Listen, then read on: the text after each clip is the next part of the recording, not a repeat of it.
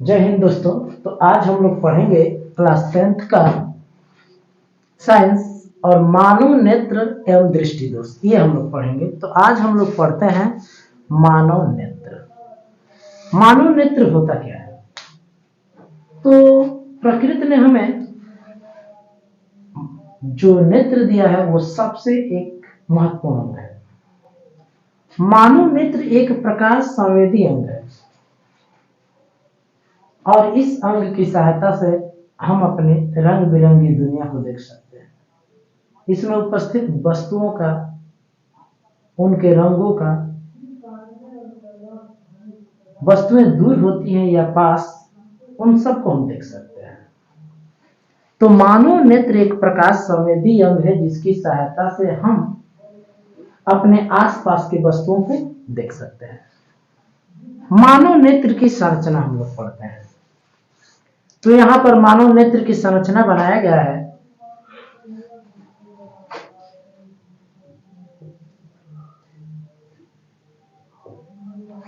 तो मानव नेत्र के कितने भाग होते हैं?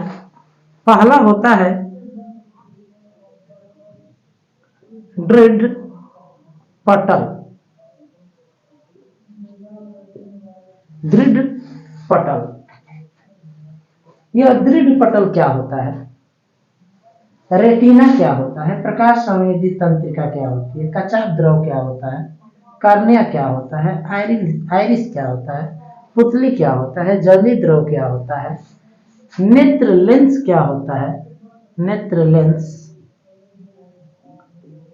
पश्चमाभि मांसपेशियां क्या होती हैं? ये सब हम लोग जानेंगे। तो सबसे पहले हम लोग जानते हैं दृढ़ पटल। जो मानव नेत्र होता है यह एक खोखले गोले की भांति होता है। जिस तरह से कांच का खोखला गोला होता है, उसी तरह से मानव नेत्र भी एक खोखले गोले की तरह होता है, जिसका व्यास लगभग 25 मिमी होता है। हमारे नेत्र के गोलक का व्यास कितना होता है? 25 mm होता है लगभग। यह बाहर से श्वेत अपारदर्शी परत से घिरा होता है। मानव नेत्र बाहर से एक श्वेत अपारदर्शी परत से घिरा होता है, जिसे हम लोग दृढ़ पटल कहते हैं। यह नेत्र के भीतरी भागों की सुरक्षा करता है। तो दृढ़ पटल क्या होता है? मानव नेत्र एक खोखले गोले की भांति होता है, जिसका व्यास 25 mm होता है। यह बाहर से श्वेत अपारदर्शी और एक दृढ़ परत से घिरा होता है, जिसे हम लोग दृढ़ पटल कहते हैं। और यह पटल आंख के भीतरी भागों की सुरक्षा करता है। रक्तक पटल क्या होता है? तो दृढ़ पटल में जो श्वेत परत होती है, श्वेत परत के भीतरी परत से लगी हुई एक काले रंग की झिल्ली होती है, जिसे हम लोग रक्तक पटल कहते हैं। और यह रक्तक पटल काले रंग की होती है, तो प्रकाश को अवशोषित करती है और आंतरिक परावर्तन को रोकती है। क्योंकि जो काली वस्तुएं होती हैं प्रकाश की ज्यादा मात्रा को अवशोषित करती है और अपने अंदर से कम मात्रा को परावर्तित होने देती है। तो रक्तक पटल क्या होता है? काले रंग का होता है। तो यह प्रकाश को अवशोषित करता है और इसके आंतरिक परावर्तन को क्या करता है? रोकता है। अब हम लोग पढ़ते हैं कार्निया। कार्निया क्या होती है? तो जो हमारा नेत्र गोलक है, नेत्र गोलक के सामने वाला भाग उभरा हुआ होता है और यह पारदर्शी होता है। इस भाग को ही हम लोग कार्निया कहते हैं। कार्निया से होकर ही प्रकाश हमारे नेत्र के अंदर प्रवेश करता है और प्रकाश का अधिकांश अपवर्तन कार्निया के बाहरी पृष्ठ से होता है। तो कार्निया क्या होती है? नेत्र गोलक के सामने वाला भाग उभरा हुआ होता है, पारदर्शी होता है, जिसे हम लोग कार्निया कहते हैं। कार्निया के बाहरी पृष्ठ से ही प्रकाश का अधिकांश अपवर्तन होता है और कार्निया से होकर ही प्रकाश हमारे नेत्र में प्रवेश करता है। अब हम लोग कार्निया के बाद पढ़ते हैं आइरिस। आइरिस क्या होता है?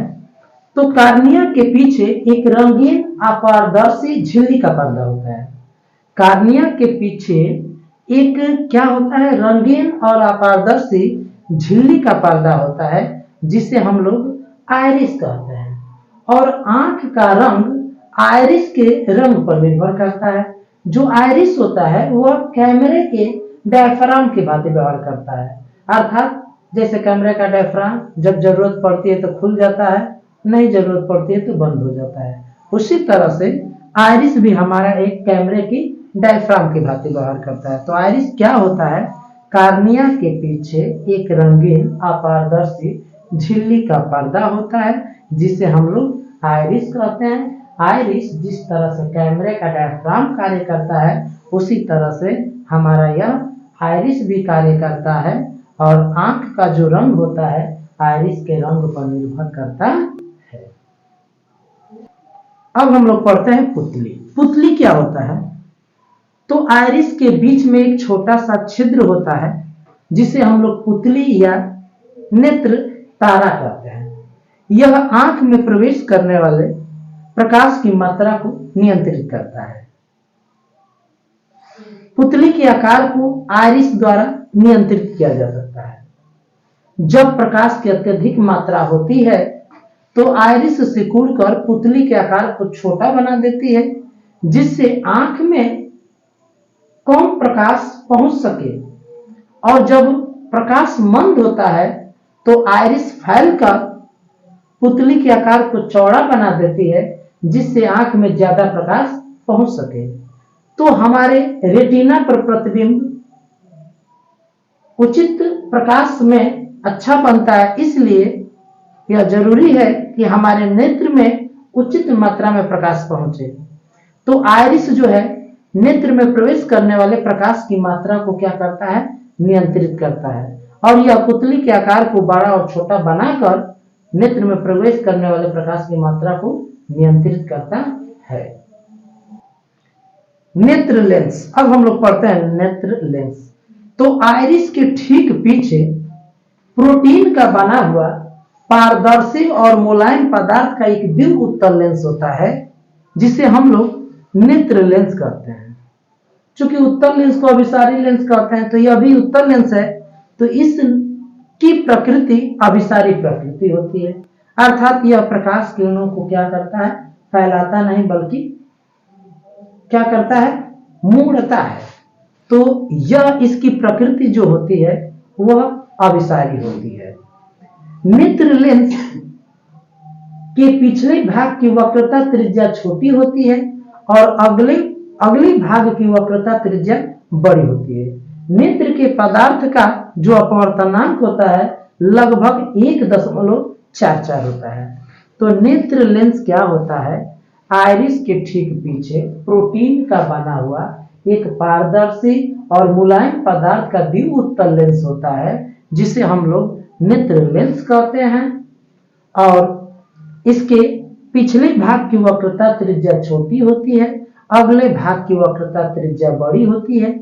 यह अभिसारी प्रकृति का होता है और इस नेत्र लेंस के पदार्थ का अपवर्तनांक 1.44 होता है।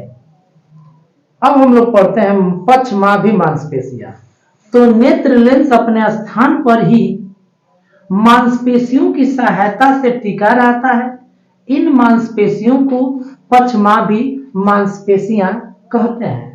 पक्षमाभि मांसपेशियों की सहायता से नेत्र की फोकस दूरी को कम या अधिक किया जा सकता है, अर्थात पक्षमाभि मांसपेशियों की सहायता से नेत्र की फोकस दूरी को नियंत्रित किया जा सकता है, जिससे दूर या पास स्थित वस्तु का प्रतिबिंब हमेशा कहां बनता है?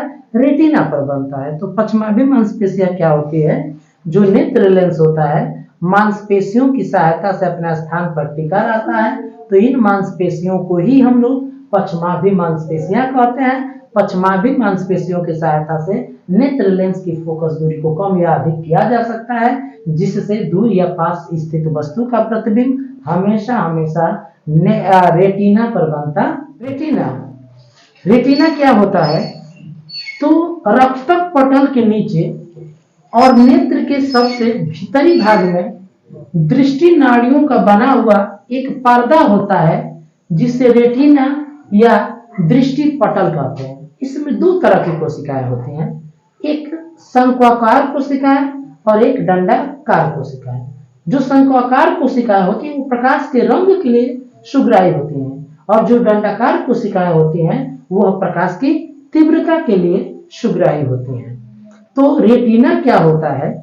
रेटिना रक्तक पटल के नीचे और नेत्र के सबसे भीतरी भाग में दृष्टि नाड़ियों का बना हुआ एक पर्दा होता है जिसे रेटिना या दृष्टि पटल कहते हैं। इसमें दो प्रकार की कोशिकाएं होती हैं, शंक्वाकार और दंडाकार। जो शंक्वाकार कोशिकाएं होती हैं प्रकाश के रंग के लिए सुग्राही होती हैं और जो दंडाकार कोशिकाएं होती हैं प्रकाश की तीव्रता के लिए सुग्राही होती है। जलीय द्रव और कचाप द्रव क्या होता है? तो नेत्र लेंस और कार्निया के बीच में द्रव भरा होता है जिसे जलीय द्रव कहते हैं और इसी तरह से नेत्र लेंस और रेटिना के बीच में भी एक द्रव होता है जिसे हम लोग कचाप द्रव कहते हैं। कार्निया और नेत्र लेंस के बीच में जो द्रव होता है उसे जलीय द्रव कहते हैं और नेत्र लेंस और रेटिना के बीच में जो द्रव भरा होता है उसे हम लोग कचाप द्रव कहते हैं। पीत बिंदु, तो रेटिना के केंद्र के पास एक गोल पीला बिंदु होता है जिसे पीत बिंदु कहते हैं। इस बिंदु की प्रकाश के लिए सुग्राहिता सबसे अधिक होता है, अतः इस बिंदु पर बनने वाला प्रतिबिंब सबसे स्पष्ट दिखाई देता है। पीत बिंदु क्या होता है? तो रेटिना के बीच में एक गोल पीला बिंदु होता है जिसे पीत बिंदु कहते हैं और इस बिंदु पर प्रकाश की सुग्राहिता सबसे अधिक होता है, अतः इस बिंदु पर बनने वाला प्रकाश सबसे अधिक दिखाई देता है। अंध बिंदु क्या होता है?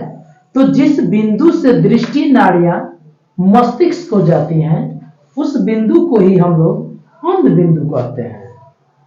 इस बिंदु पर प्रकाश का कोई प्रभाव नहीं पड़ता है। इस बिंदु की प्रकाश के लिए सुग्राहिता शून्य होती है, अतः इस बिंदु पर बनने वाला प्रतिबिंब दिखाई नहीं देता है। अंध बिंदु किसे कहते हैं? तो जिस बिंदु से दृष्टि नाड़ियां मस्तिष्क को जाती है उस बिंदु को हम लोग अंध बिंदु कहते हैं। इस बिंदु पर प्रकाश का कोई प्रभाव नहीं पड़ता है, इसकी सुग्राहिता शून्य होती है, अतः इस बिंदु पर बनने वाला प्रतिबिंब दिखाई नहीं देता है। दृष्टि दोष अब हम लोग पढ़ते हैं कि दृष्टि दोष होता क्या है। तो जब हमारे आंख की समंजन क्षमता कम हो जाती है तो वस्तुएं हमें स्पष्ट दिखाई नहीं देती है, क्योंकि वस्तुओं का प्रतिबिंब रेटिना से पहले या रेटिना के बाद कहीं भी बन जाता है तो वस्तु हमें दिखाई नहीं देगी। वस्तुएं दिखाई तब देंगी जब उसका प्रतिबिंब रेटिना पर पड़ेगा तब।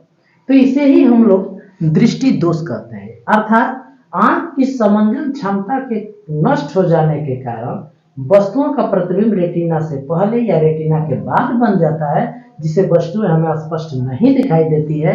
इसे ही हम लोग दृष्टि दोष कहते हैं। तो पहला दोष हम लोग पढ़ रहे हैं निकट दृष्टि दोष। तो निकट दृष्टि दोष क्या होता है?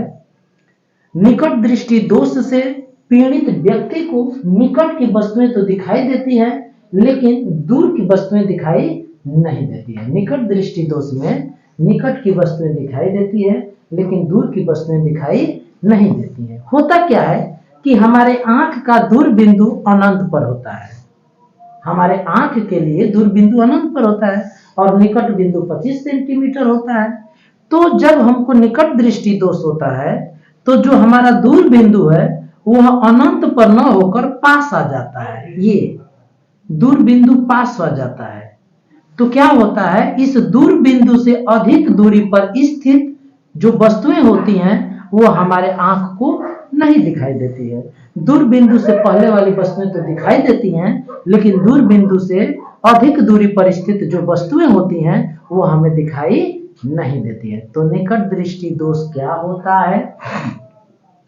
इस दोष से पीड़ित व्यक्ति को निकट की वस्तुएं तो दिखाई देती हैं लेकिन दूर की वस्तुएं दिखाई नहीं देती हैं। हमारे आंख का दूर बिंदु अनंत पर होता है। जब हमको निकट दृष्टि दोष हो जाता है तो हमारे जो दूर बिंदु अनंत पर है वो हमारे पास आ जाता है। तो जब हमारे पास आ जाता है तो उस दूर बिंदु से अधिक दूरी पर स्थित वस्तुएं हमें दिखाई नहीं देती हैं और दूर बिंदु से पहले वाली वस्तुएं दिखाई देती हैं। इसे ही हम लोग निकट दृष्टि दोष कहते हैं। जैसे ये फिगर में आप देख सकते हैं, अनंत से चढ़ने वाली किरणें जो होती हैं वो रेटिना से पहले ही फोकस हो जाती हैं।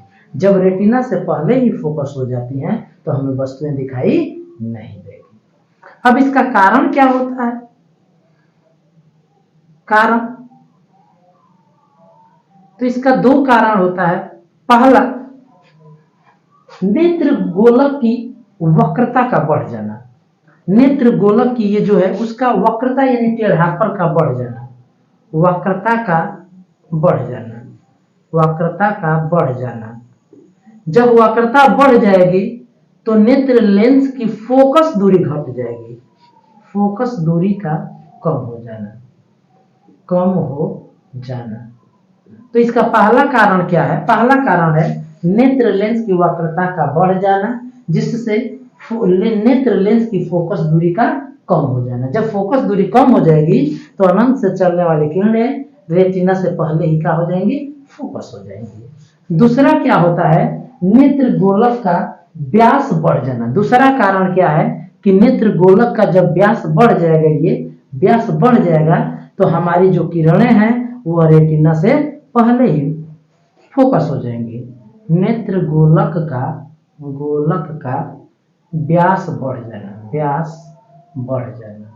तो यदि नेत्र गोलक का व्यास बढ़ जाएगा तभी भी प्रकाश किरणें रेटिना से पहले फोकस हो जाएंगी और हमें वस्तु दिखाई नहीं देंगी। तो इसका मुख्यतः दो कारण है, नेत्र वक्रता बढ़ जाना जिससे नेत्र लेंस की फोकस दूरी का कम हो जाना, या नेत्र गोलक का व्यास बढ़ जाना। ये दो कारण मुख्यतः कारण है। अब हम लोग पढ़ेंगे कि निकट दृष्टि दोष को दूर करने का उपाय क्या है, अर्थात निवारण क्या है।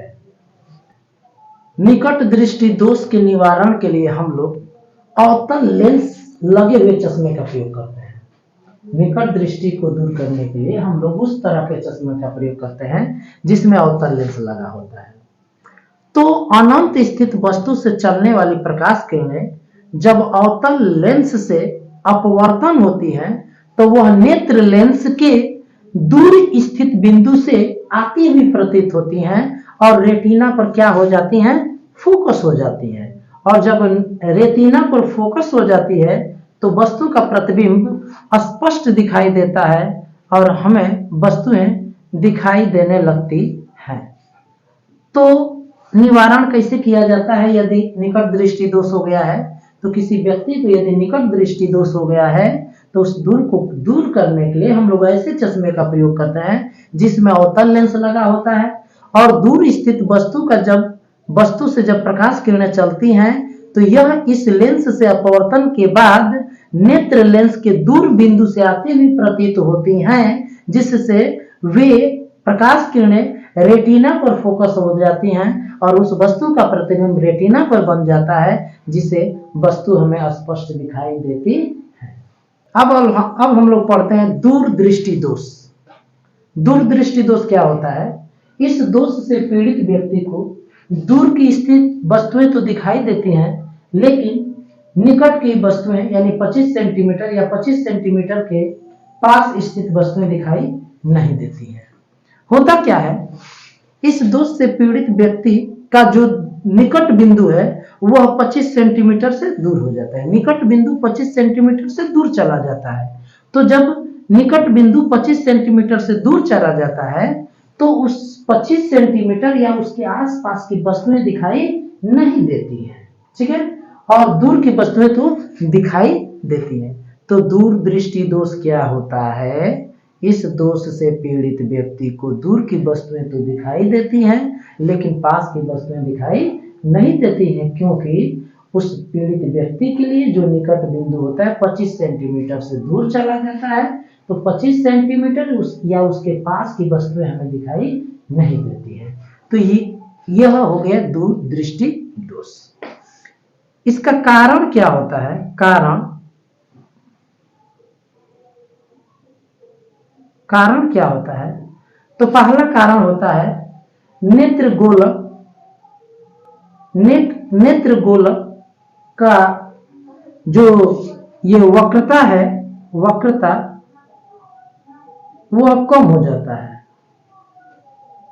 कम हो जाना, जिससे फोकस दूरी का बढ़ जाना, फोकस दूरी का बढ़ जाना, फोकस दूरी का बढ़ जाना। तो जब नेत्र लेंस की वक्रता कम हो जाती है, नेत्र लेंस, जब नेत्र लेंस की वक्रता कम हो जाती है तो नेत्र लेंस की फोकस दूरी बढ़ जाती है, और जब फोकस दूरी बढ़ जाती है तो नेत्र लेंस से चलने वाली प्रकाश किरणें रेटिना पर फोकस न होकर रेटिना के पीछे फोकस हो जाती हैं और हमें वस्तु का प्रतिबिंब दिखाई नहीं देता है। इसका अगला कारण है कि जब मस्तिष्क की मांसपेशियां शिथिल हो जाती हैं तो व्यास कम हो जाता है। जब व्यास कम हो जाए, नेत्र गोलक का व्यास कम हो जाता है तो नेत्र से चलने वाली प्रकाश किरणें रेटिना के बाद फोकस हो जाती हैं और हमें वस्तु का प्रतिबिंब स्पष्ट दिखाई नहीं देता है। इस दोष के निवारण के लिए हम लोग उत्तल लेंस का प्रयोग करते हैं। उत्तल लेंस लगे हुए चश्मे का प्रयोग करते हैं। इस दोष में हमें वस्तुएं, दूर की वस्तुएं तो दिखाई दे रही थी, पास की वस्तुएं नहीं दिखाई दे रही थी, तो हम ऐसे चश्मे का प्रयोग करते हैं जिसमें उत्तल लेंस लगा होता है। तो पास स्थित वस्तु से चलने वाली प्रकाश किरणें इस लेंस के द्वारा दूर से आती हुई प्रतीत होती हैं और नेत्र लेंस के द्वारा रेटिना पर फोकस हो जाती हैं और वस्तु का प्रतिबिंब स्पष्ट दिखाई देता है। तो इस दोष के निवारण के लिए हम लोग उत्तल लेंस लगे हुए चश्मे का प्रयोग करते हैं। पास स्थित वस्तु से चलने वाली प्रकाश किरणें इस लेंस से अपवर्तन के बाद दूर स्थित वस्तु से आती हुई प्रतीत होती हैं और नेत्र लेंस से गुजरने के बाद रेटिना पर फोकस हो जाती हैं और हमें स्पष्ट प्रतिबिंब बन जाता है और स्पष्ट प्रतिबिंब दिखाई देता है। तो आज हम लोगों ने नेत्र लेंस और दृष्टि दोष से संबंधित महत्वपूर्ण टॉपिकों की चर्चा किया। तो मुझे आशा है कि आपको यह सेशन आपको अच्छा लगा होगा, तो आप इस वीडियो को अपने दोस्तों में अधिक से अधिक शेयर करें। और दूर दृष्टि दोष, निकट दृष्टि दोष परीक्षाओं में अक्सर पूछ लिए जाते हैं, तो आप इनको पढ़कर ही परीक्षा हॉल में जाएंगे। तो आज के लिए इतना ही। जय हिंद, जय भारत।